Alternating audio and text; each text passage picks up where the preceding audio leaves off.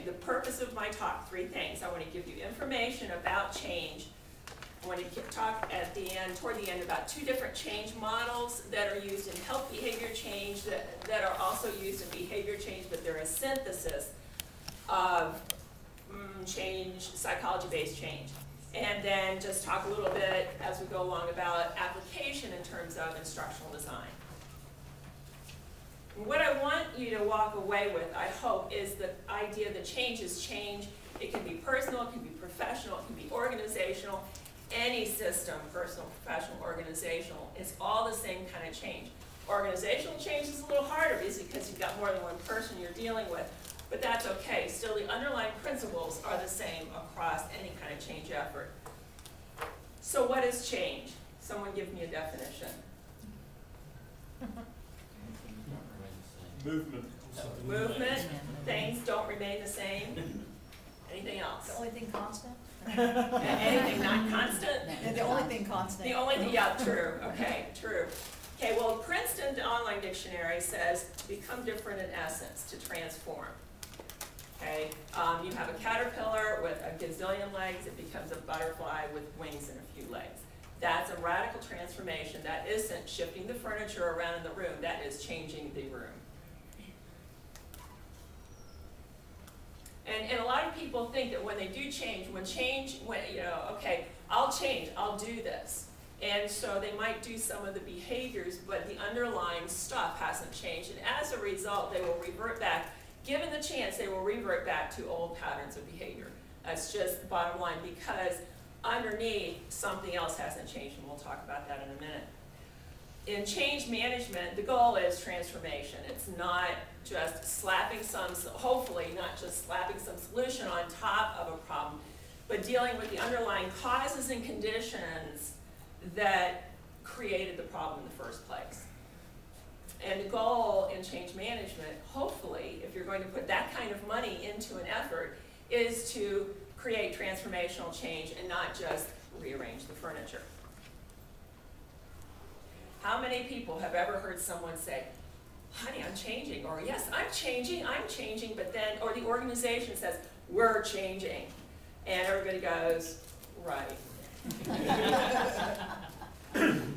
So what's going on there? And it is because people haven't addressed the causes and conditions that underlie change. And specifically what they haven't addressed is the beliefs. If you believe something, you will act in the way according to how you believe, no matter if you know that you believe it or not. That's just a bottom line principle. We conduct ourselves in the way that we believe. So if you haven't transformed the beliefs underneath, then basically you are slapping something on top of an old belief system, and given the opportunity, those old beliefs will arise, that old behavior will arise. And just a brief thing about belief, this is a study that came out about a year ago. There was an experiment in a large hotel, and they took all the maids, there were approximately 80 maids, and they divided them into 2 groups. One group of maids, and by the way, we all know that as a maid, you're working, you're bending, you're carrying, you're walking. There's a tremendous amount of effort that's being expended. But typically when you go work as a maid, you don't say, I want to go exercise. It's a job. They don't see it as exercise. So no one really loses weight because it's a job. One would think, though, if they were doing physical work, they would change their weight, but it doesn't happen.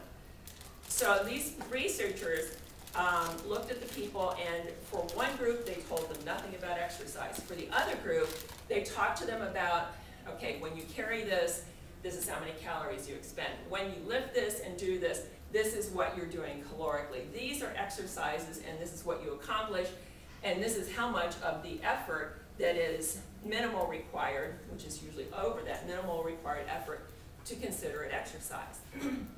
Over a month, their vital signs were checked, their blood pressure, their heart rate, their hip-to-waist ratio, their weight. At the end, and during that time, they interviewed these women to see how they changed their behaviors in any way that they knew of, either on the job or in their personal life. There were no significant differences. At the end of the month, what was found is the maids that were told that nothing was what they were doing, they weren't told anything about exercise, nothing changed. But the people who were told that what they were doing was exercise and they didn't change anything they did according to what was said, their systolic blood pressure was lower, they had a 10% drop in overall blood pressure, they had a decrease in the hip to waist ratio, and they lost weight.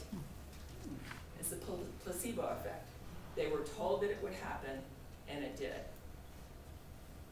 But that's the power of belief.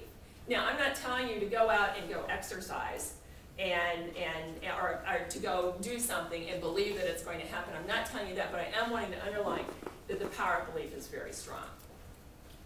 Yes? Don't you think that as a result of those discussions, they thought more about what they ate as well? Yes. I think there's a whole swag of things that came out of that they probably didn't notice.